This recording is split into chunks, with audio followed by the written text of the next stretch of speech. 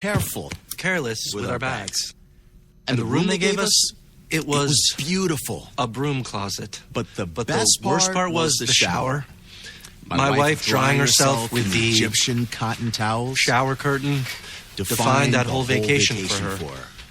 Don't just visit New York. Visit TripAdvisor New York. With millions of reviews, a visit to TripAdvisor makes any destination better.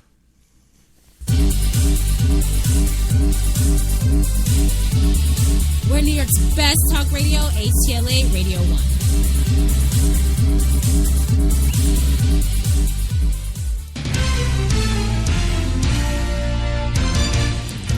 1. Well, there we go. We're back with your breaking news. Oh, Jenny, I don't know why you pick those certain tunes. I don't... Yeah, just don't get it. Anyway, welcome back to HTLA Radio 1 New York, New York's best talk. And, of course, tonight is your Tuesday night Crash Talk. Yes, for Tuesday the 14th of April, 2015. Still 61 in Central Park and cloudy. But I don't care. It's 61. It's not minus 22. So that's... it's an improvement, damn it.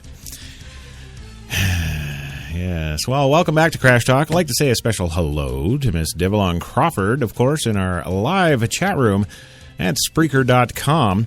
I know a bunch of you are over listening on iHeartRadio, but those fine folks at iHeartRadio with their 247 million listeners just don't have the bandwidth for live chat rooms. So if you want to you can come on over to Spreaker.com. Just pop in the old search window HTLA and you will find Radio 1 New York. And whip on over here and hop in the live chat. Yeah, there you go. So once again, I'm just going to continue on with the show. If you've got a call, question, comment, or otherwise, 914-873-1692 is the number. Give us a shout and we'll throw you on the air with me. And it'll be scary. Yes, kind of like what they're trying to do with tonight's show. Unfriended. Yes, the new movie opening in theaters all over the USA on Friday. Yeah. And good. Now I don't feel quite like Ted Koppel. Thank you, Jenny. Okay. Good evening. The news in Iran is... Yeah. And once again, we are brought to you, of course, by the fine folks at Tim Hortons, New York City, with those 8 fine locations in the city to serve all your coffee and baked goods needs. And while I'm not too much of a baked good fan, you know, I like weighing 205 pounds, 6'2". That's the... I like it. It works. If I did take advantage of their baked goods, of course, I would be 780 pounds. And, yeah, that just wouldn't be good. So, I stay away from those. But, yeah, we're back. And, Facebook. Wherefore art thou, Facebook? I don't know if too many of you folks out there have noticed. Well, I'm sure you have, at least to a certain extent. Facebook, it's almost like every 2 to 3 weeks, they're changing terms of service. And, yes, they fulfill their legal obligations and let you know about it, but you never click on that, do you? You never go and read those, what? I think it's up to like 60 pages now, or 70 pages of their terms of service. And you know, when they change one keystroke of a letter in there, they've got to legally inform everybody, which they do.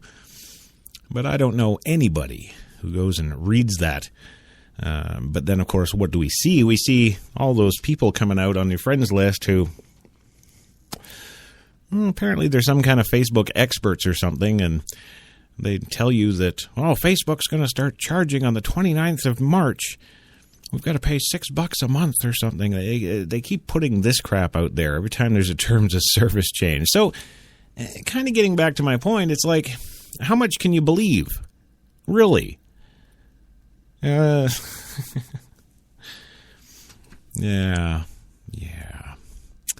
Well, I can pretty much tell you this: you can't believe anything. If it's on the internet, you can't believe it. You just can't. And yeah, I'm even talking about the mainstream stories from the mainstream media.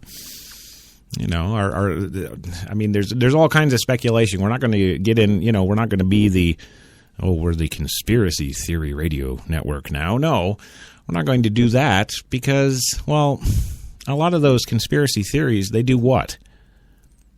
Well, they don't make any sense. Why don't they make any sense? Because a good chunk of them doesn't benefit anybody.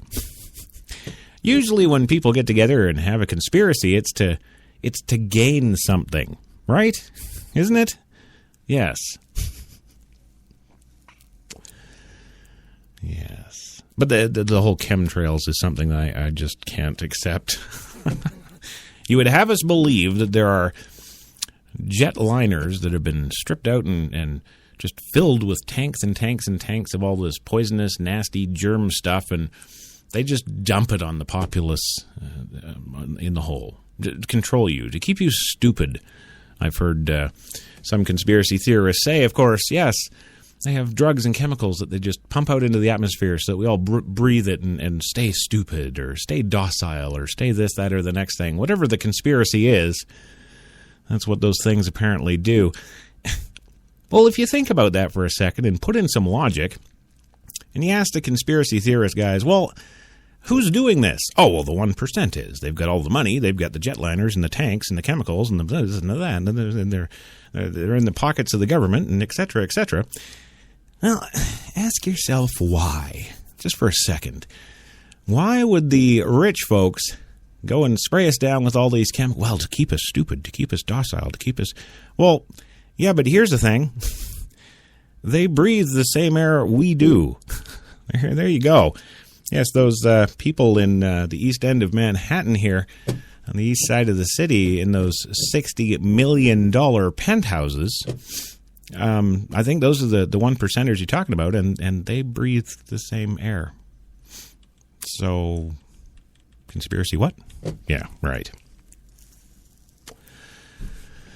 But there is a very good, healthy percentage of people out there who do believe everything in their Facebook feeds. Yes, there are. And what will those people be? What will they be? Will they be the sheep? Yes, will they go and watch this movie? I think the chances are pretty good that they might. Yeah, now you think about it. And then, of course, with the whole new generation that's coming up now, yes, of course, they're on devices 24/7, aren't they? Just look at my 14-year-old daughters. If they're not at a computer, they're on a laptop. If they're not on a laptop, they've got a tablet. And if they don't have a tablet, well, that trusty cell phone is just a pocket away. I'm completely astounded, actually, to be honest with you. These girls even go to bed with their cell phones. And at 2 and 3 in the morning, sometimes I'll come home, and I'll be going upstairs to bed, and I'll go by their rooms, and I'll look in, and there's the glow of the cell phone screen in their beds at 3 in the morning on a school night. The glow of the cell phone screen. They're still on their texting, reading, messaging, whatever the hell it is they're doing. Maybe in Skype chats with their friends, all dying. Who knows? But that's what they're doing. And how is that good? That's not good. That's not healthy. It's not. There's nothing else to say about it. It's just not. Well, that's the generation that's coming up now.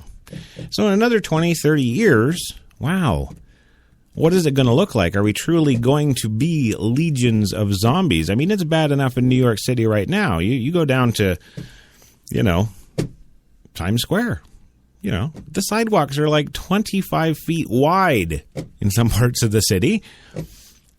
And they're just packed with people. And if you go down there and you walk around and actually aren't looking at your cell phone, if you're actually looking around you like I do, because I don't have a cell phone. I never will. Don't need them. I actually look around and I'm actually scared. I actually have this feeling inside my body, and it's one of very much uneasiness, scared. It is, because everywhere you go, everywhere you look, everybody's got their face in their hand. with the small exception sometimes of, people like hot dog vendors, with the exception of people like hat or T-shirt vendors in and around Times Square, or police officers.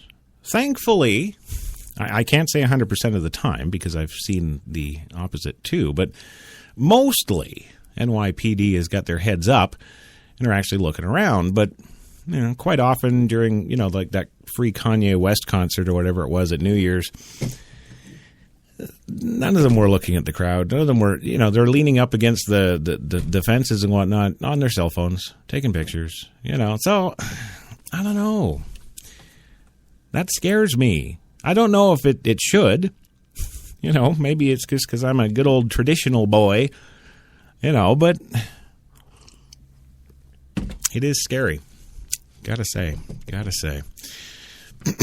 Well, if you're just joining us, welcome to the show. We are, of course, Crash Talk, HTLA, Radio 1, New York's best talk, and we are talking the movie Unfriended, which is due to come out in theaters all over the U.S. on Friday.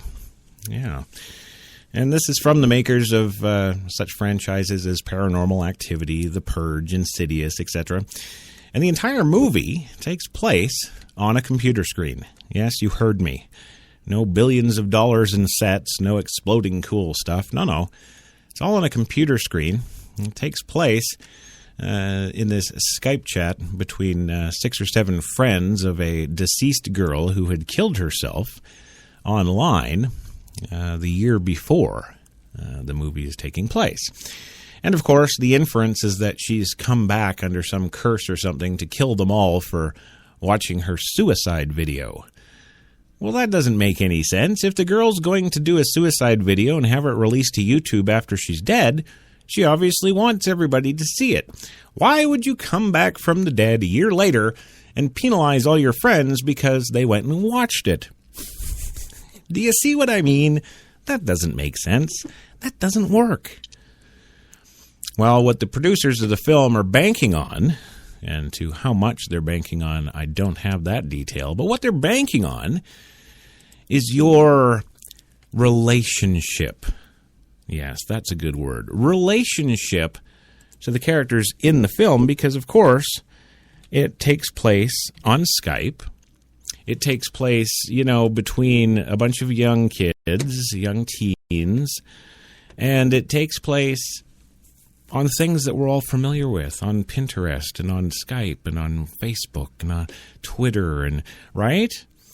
So, of course, the film is showcasing all of that social media and glorifying it and making it even cooler. Is this an attempt from Hollywood to actually get the younger crowd? How young is too young for a cell phone? There's maybe a question. How young is too young for a cell phone? I have seen kids, and I'm not even kidding here in Times Square, I have seen kids that look to me to be physically about the age of 7 years old with their faces buried in these things. Yeah. 7. Now, my kids, I have 2 14-year-old daughters. I've got a 2.5. Yeah, 2.5. Yeah, he is 2.5. Starting at the beginning of the month there, he turned 2.5. Little Tristan. And is he going to have a cell phone in his face? No. No, he's not. No. And yes, you know what? He's going to come home one day and be like, Dad, all 39 or 58 kids in my class have got a cell phone. Can I get a cell phone? What do you think old Crash Talk's going to say? Well, no. But, unlike most other parents, I will qualify my no answer. Yes, I will. I will explain to him that while it's good to have communication and be in touch, these are the 7,084.9 reasons why I don't want you to have one. And I'm pretty sure, because this kid's pretty smart, he's already reading books that he kind of laughs at the kindergarten books, and that's 2.5 years away. He's already reading 5 and 6 syllable words by himself. He's just sounding them out. He's a smart little guy. So I'm hoping, this is my hope as a parent, I'm hoping that that smart little guy, combined with my knowledge, combined with